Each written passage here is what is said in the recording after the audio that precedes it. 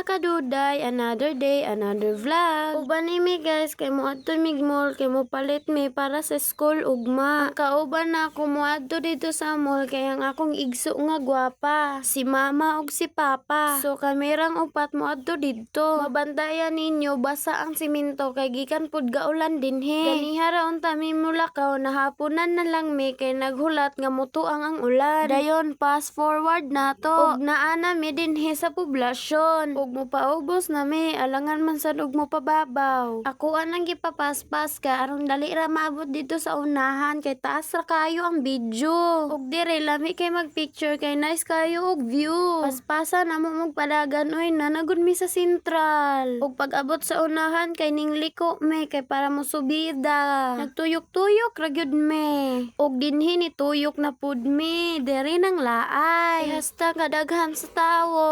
Ug diri hinay ra mong padagan kay daghan magsakyanan. Ug pag-abot sa unahan kay naabdan mig traffic. Kadali ra pod. Dayon larga na po. Dayon telepon. Dayon ninaog na me. Ug si Risa hapit pa natagak sa kanal. Joke lang, sinigang. Ug di ara nang mo. Walang na ako gitarong og video kay naulaw ko.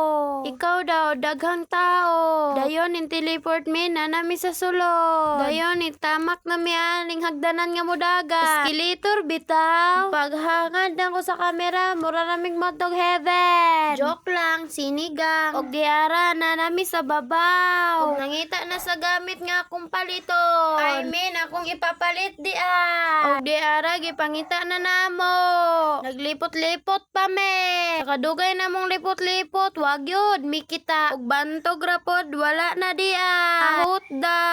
Ingon atong cashier na ara daw dinhi pero wala man. Gibalik pa jud na mo para for sure. Pero wala gyud. Maotong ninaog na lang me.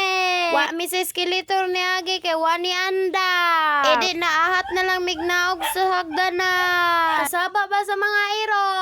Gihapak na ko hilom god. Di ara ning gawas na lang me kay wala man diri sa mall. Medyo basa-basa gyud kay gikan man nag-ulan. Di ara ni sakay na pod mig motor. Alangan man sa dog helicopter. Medyo nagkalagubo kay nanghugas man si mother. Ako nga Disney princess wa gyud ako gitabangan. Og karon nangadto mi la Eslera.